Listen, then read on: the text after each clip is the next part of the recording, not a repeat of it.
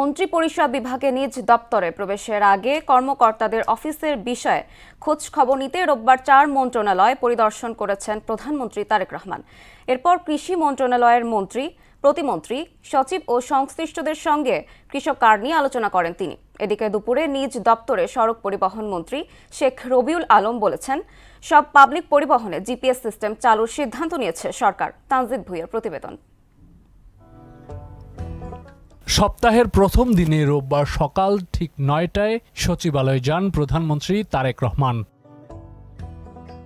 সকালে সচিবালয়ে মন্ত্রিপরিষদ বিভাগের নিজ দপ্তরে প্রবেশের আগে বিদ্যুৎ, জ্বালানি ও খনিজ সম্পদ, মহিলা ও শিশু, স্বাস্থ্য এবং গণপূর্ত মন্ত্রণালয় পরিদর্শন করেন সরকার প্রধান। এরপর সকালে কৃষি মন্ত্রণালয়ের মন্ত্রী, প্রতিমন্ত্রী, সচিব ও সংশ্লিষ্টদের সঙ্গে কৃষক কার্ড নিয়ে আলোচনা করেন প্রধানমন্ত্রী।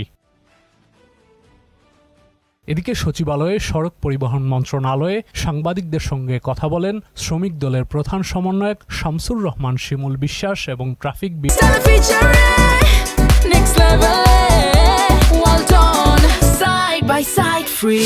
বিভাগের অতিরিক্ত পুলিশ কমিশনার মোহাম্মদ সরোয়ার।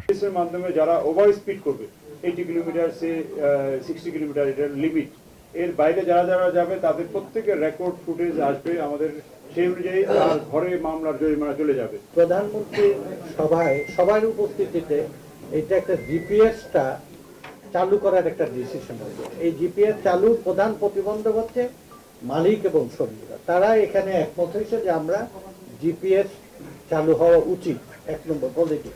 এতে সব পাবলিক পরিবহনে জিপিএস সিস্টেম চালুর কথা জানান সড়ক পরিবহন ও সেতুমন্ত্রী শেখ রবিউল আলম। আগামীতে অল্প সময়ের মধ্যে যত্রতত্র হাইওয়ের পাশে টিকিট কাউন্টার এটা থাকবে না, এটা বাস স্ট্যান্ডে নিয়ে আসতে হবে, অথবা গন্তব্য যেখানে বাস গিয়ে থামবে সেখানেই থাকবে।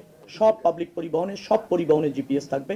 তাহলে দেখবেন যে নিয়ন্ত্রণ আরও বেশি সম্ভব হবে। স্পিড নিয়ন্ত্রণ করা যাবে, গাড়ির অবস্থান নিয়ন্ত্রণ করা যাবে, কে ট্রাফিক রুল মানছে না নিয়ন্ত্রণ করা যাবে, কে মাঝপথ থেকে ঘুরিয়ে যাত্রী নিয়ে চলে যাচ্ছে, তারও ইচ্ছা মতো ভাড়া নিয়ে চলে যাচ্ছে গন্তব্যে, সেগুলো নিয়ন্ত্রণ করা সম্ভব হবে। অতীতের যে কোনো সময়ের চেয়ে এবার মানুষ স্বস্তিতে ঈদ যাত্রা করেছে বলেও জানান মন্ত্রী। যে কোনো সময়ের চেয়ে 1.5 কোটি মানুষ নিরাপদে স্বস্তিতে বাড়ি ফিরতে সক্ষম হয়েছে বলে আমরা মনে করি। যদিও আমি বলছি 2-3টে দুর্ঘটনা আমাদেরকে ব্যথিত করেছে। তানজিদ ভুঁইয়া, মোহনা সংবাদ, ঢাকা।